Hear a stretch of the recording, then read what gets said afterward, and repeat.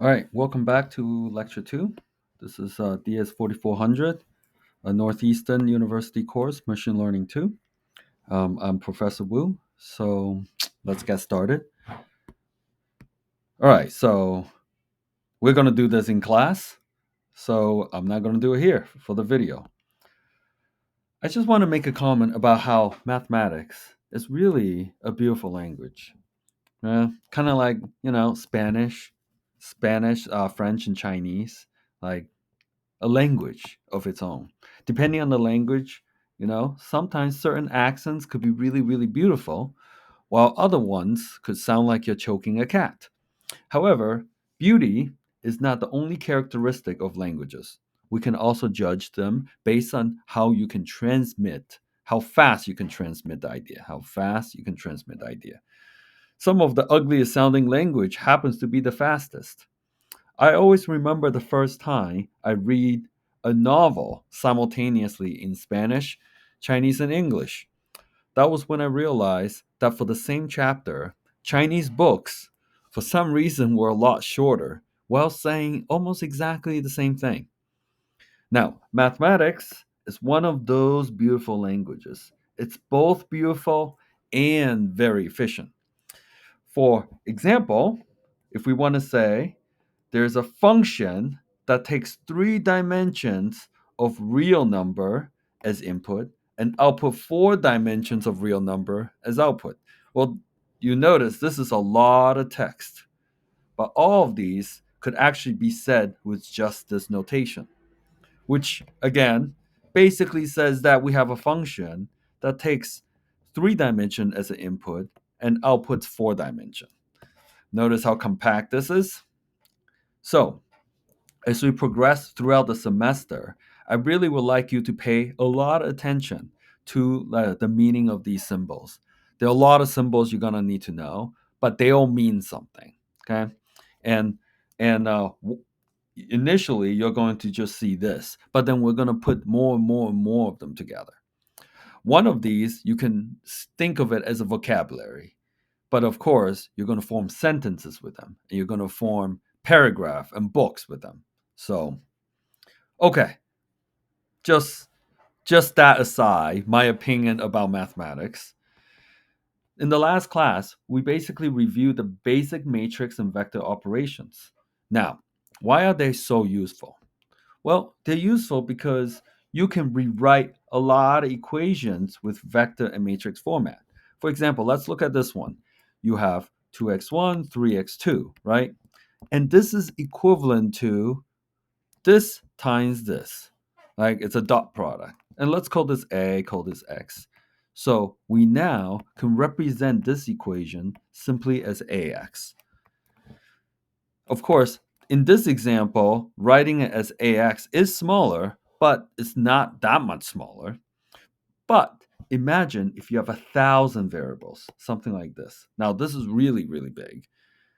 Therefore, Therefore, even with 1,000 variables, you can still write AX, right? So in a way, this notation is essentially scale invariant. You can scale it as big as possible you want, and it doesn't really matter.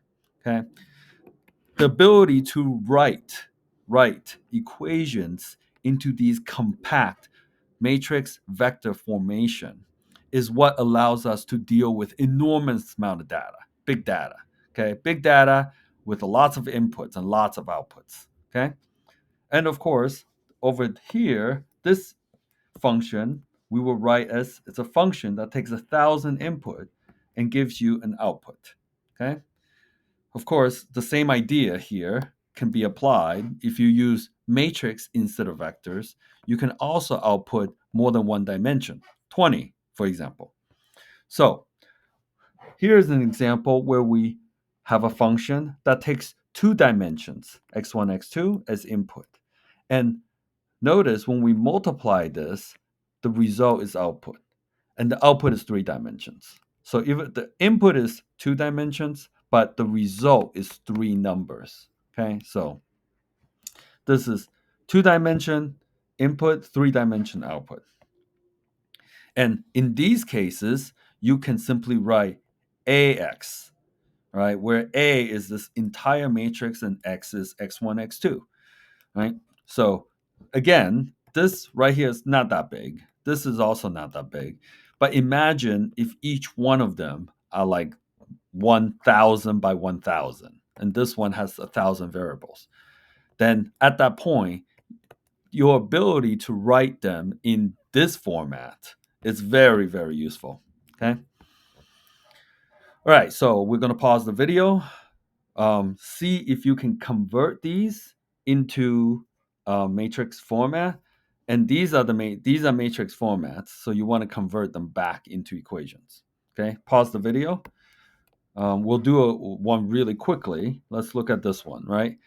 This is equal to 2, 3, 4 minus 1, x, y. Okay? F of x, y. And this is just a, and we're going to call this, what should we call this? Z. There we go. So this is z. So now we have f of z is equal to az. Okay, so that's this example. Following the same idea, you should be able to do both of them. Okay, so next, matrix and vectors. We spent a lot of time already talking about them, and they are important. But there's something even more important for machine learning, and that's your ability to find derivatives. Is even more important. I want to very quickly talk about derivatives. What is a derivative?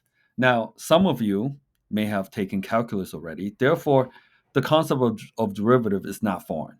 But for the purpose of this class, there's a very specific message I need to transmit to you that like you need to understand about derivatives. So, very often in machine learning, we like to use different functions to essentially describe various natural phenomena, right? And example of a function could look something like this, where we put some kind of input and we get some kind of output, right? Now, this here is the green line, okay? So this is the function of this right here. Now, with this green line, right, the function tells us given x, give us y. Given x, give us y. Given x, give us y. So the function tells us that if we put an input in, what the output is. However, there's a secondary information we can extract from the function. That secondary information is the slope or the derivative. Okay? So the derivative, you have a function f of x, and then from this, you can get the derivative, which is another function. This function tells us something really, really interesting. It tells us that as x goes forward at some point, as x goes forward, is the function going up or is it going down? Okay. So if the value at this point, right, is positive, it's telling us that from this point, the function is trending up. However, if the derivative is negative, then it's telling us that the function is trending down. So the key takeaway here is that the derivative tells us where the function is going at a given point, whether it's going up or going down. So again, a function, all right, given a point, tells us where it's at. The derivative of the function, which you can write it as df dx, or you can just write f prime. So the derivative tells us where the function is going, specifically going up or down, or straight, I guess. So the knowing where the function is going very often is more important than knowing where the function is at. Okay, so I told you previously that the derivative, if it's positive, goes up. If it's negative, goes down. The way we would symbolically uh, get the derivative, like of a function, is written this way. We're going to get the derivative of the function with x as the variable. Okay, with x as, so you can kind of read it that way. After you take the derivative, we symbolically represent the derivative function as f prime, Or sometimes we also write df dx. Okay? So this is how we symbolically represent the derivative. And let's look at this example here. This was that green line we had. And when we take the derivative of this green line, okay, we get 0.6x. So this is another function. So this tells us where we're at. This tells us where we're going. So why don't we take a look closer with the green line and the derivative? If we plug 0 into x, then it's going to give us 0, which means that at the point of 0, the function isn't really going up or down. It's kind of going flat, right? However, if we plug 1 into x, then the result is 0.6. Is it 0.6? Oh, yes, nope. It's giving us 0.5. Oh, no. The derivative is 0.6, correct. So over here, we're at the point 0.5, but the derivative is 0.6. So dfx prime at 1 is 0.6. Okay, so from 0.6, we know it's positive. Therefore, it's telling us that the function is going up, right? Instead of negative. However, the magnitude is telling us something yet more. It's going up at the speed of 0.6. So if you have a very, very big number, it means it's going up really fast. If it's a small number, it means it's going slowly. So more specifically, when you see the derivative of 0.6, what that is saying is starting from this point, which is 1, if you increase x by 1, so from 1 to 2, you're going to increase the height. So you're going to go up by 0.6. So 0.6 is telling us how much the function is going to go up when x increases by 1. So notice over here is 1.1 and over here is 0.5. Their difference is 0.6, right? So if we go 1 over, we're going to go 0.6 up. That's how quickly the function is going up at this particular point. So the key takeaway here, right? If we look at the derivative, the key takeaway here is the derivative tells us at a point if the function is trending up or is trending down. Okay, that's what the derivative is telling us. It tells us where it's going. So, like we saw with all these matrix formulation, the reason why we need matrix and vectors is because we deal with functions of multiple input and output. So here's a function, right? So it has 3 inputs and 1 output. And of course, when you take derivatives, you then need to consider that when you have three input, then you need to know the impact of each input for the function. So for the first x1, if the x1 is increasing, is the function going up or down? The same logic, if x2 is increasing, is the function going up or down? If x3 is increasing, is the function going up and down? So therefore, the derivative tells you for every single dimension how the function is going to respond. Okay? So we spend a lot of time talking about linear algebra. We talk about derivatives, and derivatives are more important. And now let's talk about why they are so important for machine learning and data science as well. Well, let's look at an example. In this particular example, let's say we are going to measure 3 molecules from your blood. Okay? And by measuring these 3 molecules, we have a function that can essentially predict the probability of you getting cancer. We're going to call these 3 molecules just x1, x2, x3. Okay? Don't worry about how we got this function. Imagine we magically have this function that we plug these 3 biomarkers from your blood and it tells us your chance of getting cancer. Now let's assume that we measure your body for these 3 biomarkers and get these 3 numbers, 2, 3, 9. Okay. And when we plug these numbers into the function, you got a 97% chance of getting cancer. Okay. Now, we just spent a lot of time talking about the meaning of derivatives, right? The point of derivative. Take a moment, think about what the point of a derivative is. Now, instead of plugging these same biomarkers into the function, which we just did and got a 97%, let's plug these biomarkers into the derivative and we got these values.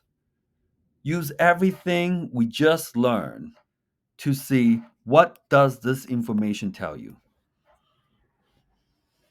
Okay? Take a moment. Now, I'll give you a hint. If you have three different drugs, each one of them can either increase X1, X2, or X3. Which drug would you want to take to lower the cancer rate? And which drug would you take if you're trying to die? Okay? Take a moment, think about that.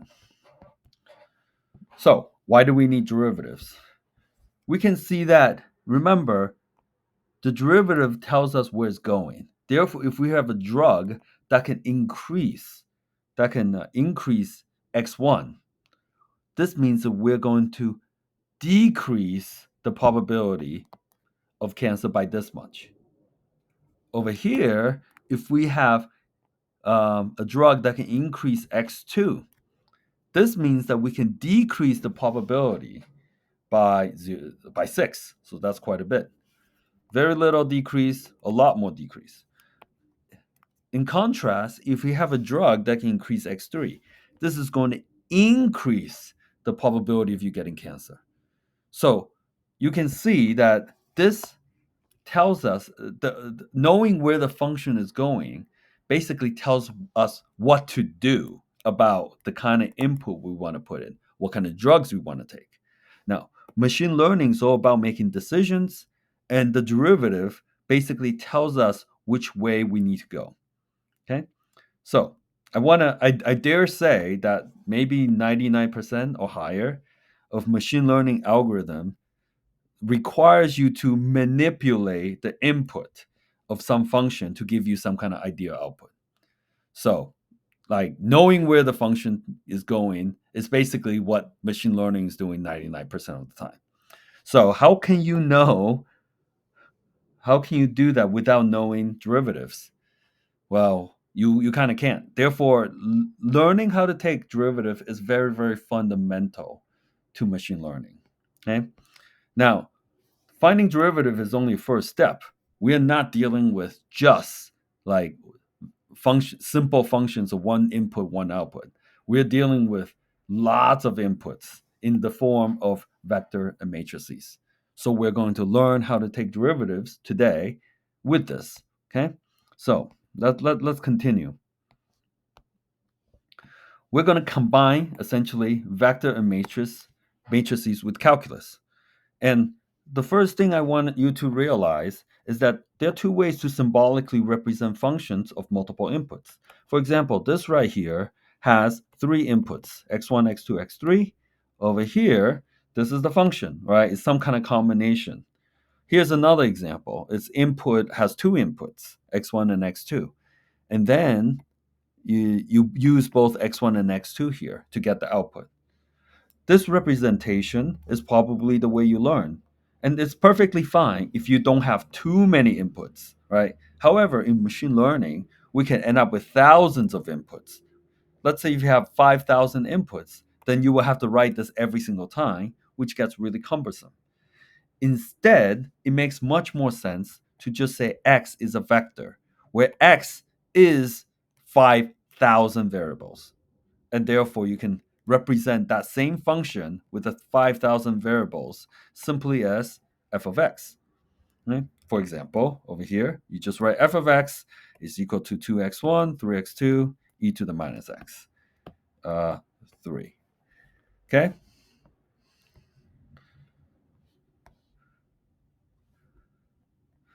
So, hopefully you have previously learned how to take the derivative of a single input. So, over here, if you want to take the derivative of this, which is only one input dimension, then you should be able to do it. Yeah? Now, what does it mean when x is no longer a variable, but an entire vector of variables.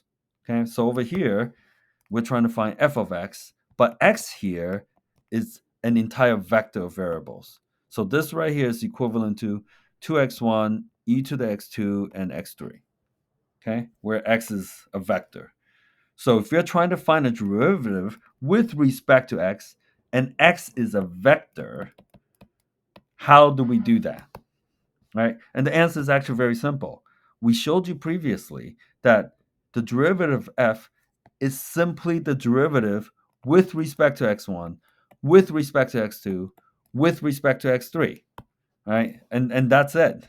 Like, notice this is a function of 3 input and 3 output, because now you need to be able to put like the vector x into the derivative with respect to x1. The vector x, so each one of x, remember, is three dimensions, into this one. So 3 dimension in and then 3 dimension out. Okay? And why do we need 3 dimensions? Because we need to know how each dimension impacts the function, whether it's going pushing it to go up or down. Okay? And so um so let's see. Pay special attention. Okay, so I think we already talked about this. Pay special attention that the result is 3 input and 3 output. Okay, let's jump to the next one. All right, so I want you to take a moment and see if you can take the derivative, right? Find f prime y given this. Okay, so pause the video, see if you can do it. We'll move on. I have provided a solution here. So the key to realize is that when you take the derivative, you take the derivative first with respect to x1, and everything else is a constant, so they're 0. Therefore, it's just 2x1. And then you take derivative with respect to x2. So this is a 0, that's a 0, because they're not x2. Then you get the derivative of this one. Then you do the derivative with respect to x3. So these two are constants. Okay. Once you have this, notice you have a function. You have a vector of functions. A vector of functions. And when you plug x1, 2, 3 into them, right? As when you plug y into this vector of functions, you get this. Okay. All right. So we just saw the format like this, and it's not hard. If you know calculus, you're basically just doing the variable one variable at a time. However, most of the times, when we deal with matrix and vector to do calculus, we end up getting equations that looks like these. Okay, now y is a vector, x is a vector, right? These are all vectors. That's a vector. So this A is a matrix. So when you're actually taking derivatives, you would be facing not these kind of equations, but most of the time you will be facing these kind of equations. So in those cases, then how do you find the derivative? Well, that is the point of the class today. Basically, a lot of machine learning algorithms would look basically like this, right? And you would need to know how to take derivatives because you need to know where they're going. And specifically, these are the ones we're going to use throughout this class. So these are the ones you need to know how to take derivatives. Now, each one of these function actually does something very, very useful. And over time, we're going to learn each and every one of them. However, before we even learn like what they do, we need to know where they're like how to manipulate them in terms of finding their derivative. Okay. So today's class is basically learning how we can find a derivative for all these functions. Okay. Now, taking derivative of high dimensional data. Well, while a lot of questions, right? While a lot of these like equations we just saw may look intimidating, but they're actually not that hard. Okay, they're actually pretty simple because they're just components of simpler equations, right? When you combine multiple simple equations, then you get that, and we're going to learn them today. So, for example, let's say we want to find the derivative for this one here. So, in this particular case, x is a vector, y is a vector, right? They're both vectors. So, how do we find the derivative of this? Okay.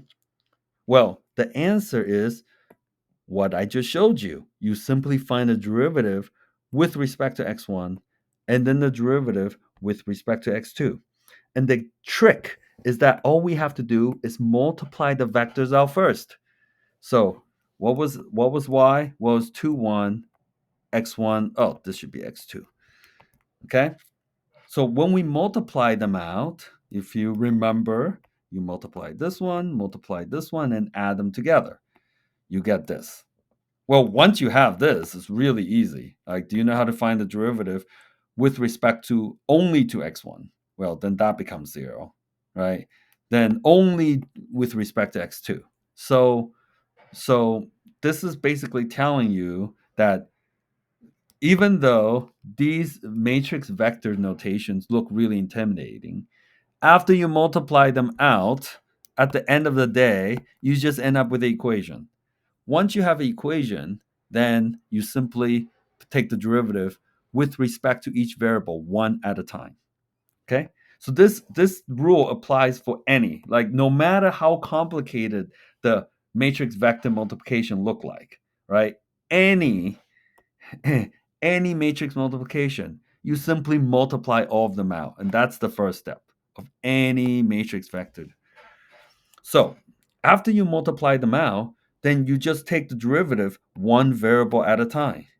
As long as you know how to perform, like to take derivative of one single variable, right? And you know how to perform matrix vector operations, then you can always find the derivative.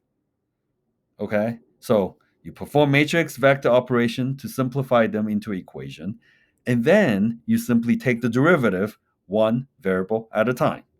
Okay? Now, once we calculate the partial derivative, the last thing we do is we take the solution and we put it back into vector matrix format. And that, if you can do it, if you can't, then then don't do it. We'll see an example of what I mean. So let's look at an example. Over here is a linear function. So this is a linear function, and it looks like this, right? I mean, this is literally what we just saw. Okay, so we were able to simplify it so that after we multiply everything out, it's a pretty simple equation. Now, if you want to find a derivative with respect to x1, well, that's just 2. And then with respect to x2, well, that's just equal to 1. Okay? So we now know the derivative. The derivative is just 2, 1. Now, once we have obtained the derivative, which we just did, then we can try to write this final solution, this derivative, in terms of the matrix vector or matrix or the vector. And you can quickly notice that this is simply just the y vector. Okay. Therefore, what we are saying, what we have observed is that when we take the derivative of y transpose x with respect to x, right, is equal to the derivative of first x1 and x2, which is equal to 1, which is equal to y. So this allows us to conclude that the derivative of y transpose x is simply y. And guess what? This is a rule which you can use over and over again now. Like for any, like you can change this to any number, right? When you change this to any number or any dimension, this could be 3 dimensions or 4 dimensions, like you can have multiple dimensions, and the result will always be y. If you don't believe me, try yourself, right? Let's say we're trying to find the derivative of this, but this time y is 3 dimension. and x is also three dimension. And the solution you're going to find that is simply y after you've basically gone through the whole process, right? So take a moment, verify it. Um, and this is actually a really, really simple rule. For linear functions that looks like this, it doesn't matter what the dimension is. The derivative is simply you get rid of x. The next one we have is called the quadratic function. For the quadratic function, it looks like this, x transpose ax. And we're trying to find the derivative with respect to x, okay? So what was the first step? Well, we know what a is this, and we know what x is. So the first step, as I told you, is you simply multiply everything out. Here's x transpose ax, right? You just multiply everything out. Once you multiply everything out, you get this expression. Okay? Well, after you convert it into a single equation, what do? You just take one variable at a time. So you find df dx1 and then df dx2, right? So after you calculate this, you find a derivative with x1 as the only variable. And then with x2 as the only variable. So you're going to get two elements. Now, this is the solution for the derivative, but it looks really complicated, right? This right here looks complicated. So what we normally like to do is to simplify it as much as possible by putting it into matrix vector format. And it turns out that for this, you can pull out x1 and x2 into a vector, right? And once you pull it out, this right here can be split into this. And guess what? This is simply A transpose. And this is X. Huh.